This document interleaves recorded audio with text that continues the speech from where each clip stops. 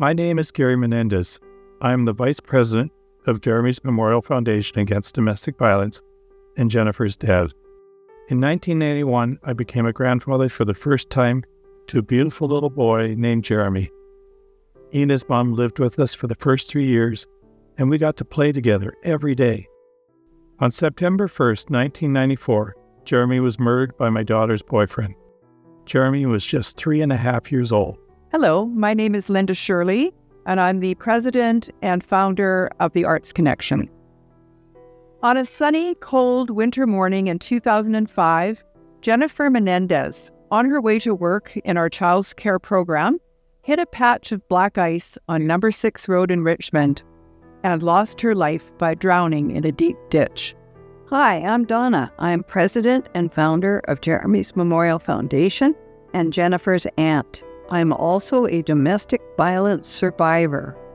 My niece Jennifer loved children and was a preschool teacher at the Arts Connection Child Care Center.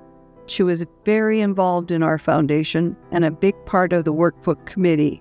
She died in a car accident 20 years ago on her way to work and never saw the completion of this children's workbook.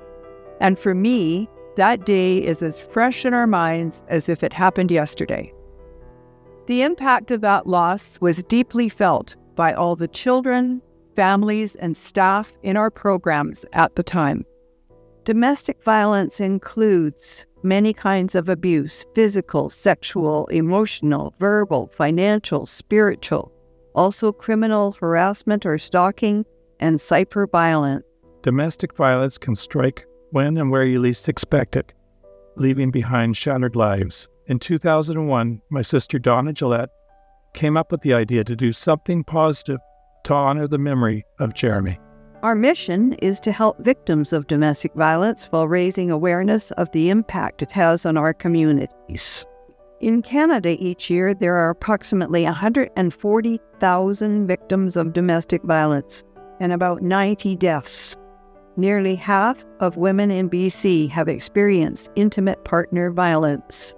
We support the PEACE program, formerly called Children Who Witness Abuse, by supplying workbooks that we created for children 4 to 10 years of age called There's Only One Me, I Am Special.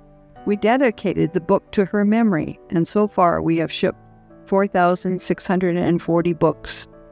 We also provide back-to-school backpacks, including some school supplies for the children in the transition houses. We support 9 transition houses that provide safe shelter to help women and children fleeing domestic violence.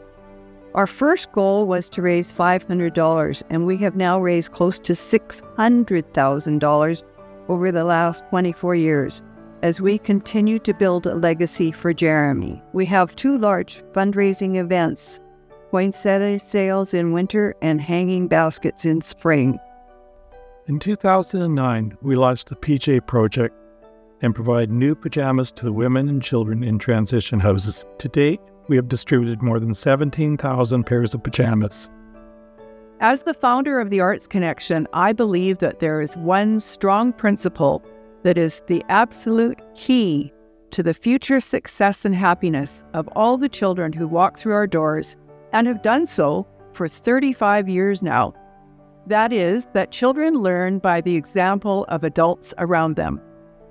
If they are going to become productive, good citizens and future leaders, they are not going to do so merely through artificial intelligence. They are going to achieve that goal by developing emotional intelligence that teaches them the value of empathy, caring, integrity, and honesty. How can we do that?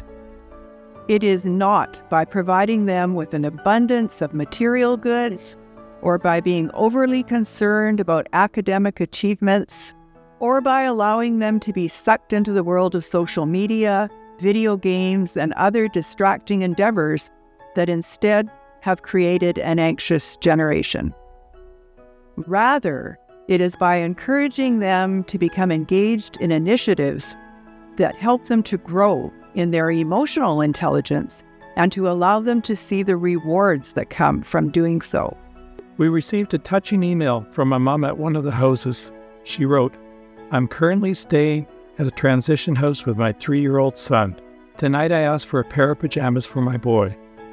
On the pajamas was a card, or a wish for you. Tonight I feel special and loved by people I don't even know, and I want to say thank you from the bottom of my heart. Our goal is to continue to support these houses and expand the distribution to more locations as funds permit. Your annual pajama drives have made a difference to many women and children in need. A worker at a transition house sees firsthand the relief and appreciation on their faces when offering a new pair of pajamas. Each pair of pajamas is personalized with a poem that reads, "Our wish for you. We wish you may have the courage to get through today, hope for a better tomorrow, know that we care, feel special and loved."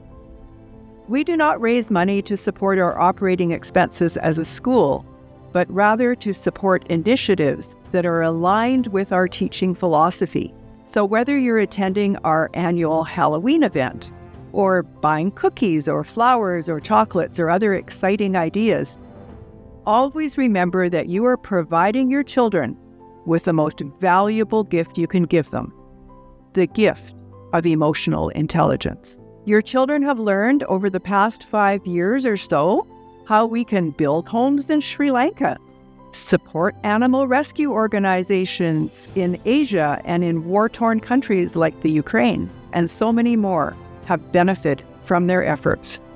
So let's make our December 2025 20th anniversary fundraiser in memory of Jennifer and her nephew Jeremy something really special. Let's think of new ways that we can grow our PJ donations.